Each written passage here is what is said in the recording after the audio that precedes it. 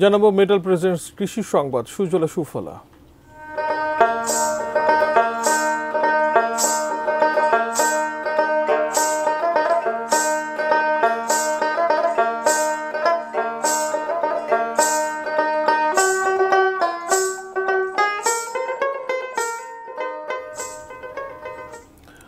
কুষ্টিয়ার মাঠে মাঠে আমন ধান পরিচর্যা করে ব্যস্ত সময় পার করছেন কৃষকরা। তবে অতিরিক্ত গরমের কারণে আমন ক্ষেতে বেড়েছে মাজরা পোকার আক্রমণ।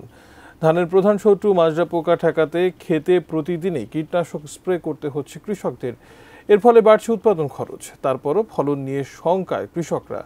কুষ্টিয়া প্রতিনিধি শরীফুল ইসলামের পাঠানো তথ্য ছবিতে ডেস্ক রিপোর্ট। হঠাৎ করেই ধান খেতে মাজরা পোকার আক্রমণ বেড়ে যাওয়ায় দুশ্চিন্তায় কুষ্টিয়ার কৃষকরা। কীটনাশক প্রয়োগেও পোকা দমন না হওয়ায় কাঙ্ক্ষিত ফলন নিয়ে শঙ্কায় আছেন তারা। কৃষকরা বলছেন, এবছর অতিরিক্ত গরমে জমিতে দেয়া কীটনাশক কার্যকারিতা হারাচ্ছে। গত বছরের তুলনায় এবার বস্তাপ্রতি সারের দাম বেড়েছে 200 থেকে 300 টাকা, আর প্রতি বোতল কীটনাশকের দাম বেড়েছে 100 থেকে 150 টাকা। অন্যদিকে বাজারে ভেজাল ওষুধে সয়লাভ। এসব ওষুধ বারবার স্প্রে করেও পোকার আক্রমণ দমানো যাচ্ছে না। জমির ইজারা, ধান চাষ ও শ্রমিক খরচ বেশি হওয়ায় বেড়ে যাচ্ছে উৎপাদন খরচও। প্রতিবার ধাতে 2টা দিলে হয়ে যায় মাজরা পোকার ওষুধ। এবারে 3 বার দিয়ে দিচ্ছে, আরও 2 বার লাগবে। তা ধান তো ভালো জমাতে পারতেছি না। ওষুধ দিয়ে ব্যবহার করলে পারে সেই ওষুধের কোনো কাজ করতে না মনে হচ্ছে।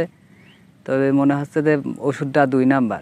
জমি ভাড়ায় দিয়ে জমি যে লিসির টাকা যাচ্ছে জন খরচ দিয়ে আমাদের পড়তে হচ্ছে না। কম বৃষ্টিপাত ও ভ্যাপসা গরম মাজরা পোকার বংশবৃদ্ধির আদর্শ পরিবেশ।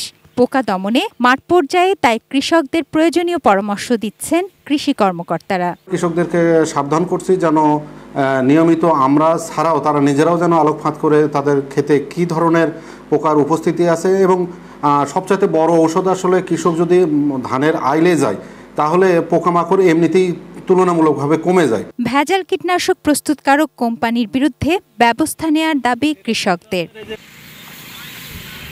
তুনাজ দিনা তনু, ডেস্ক রিপোর্ট, এটিএন নিউজ।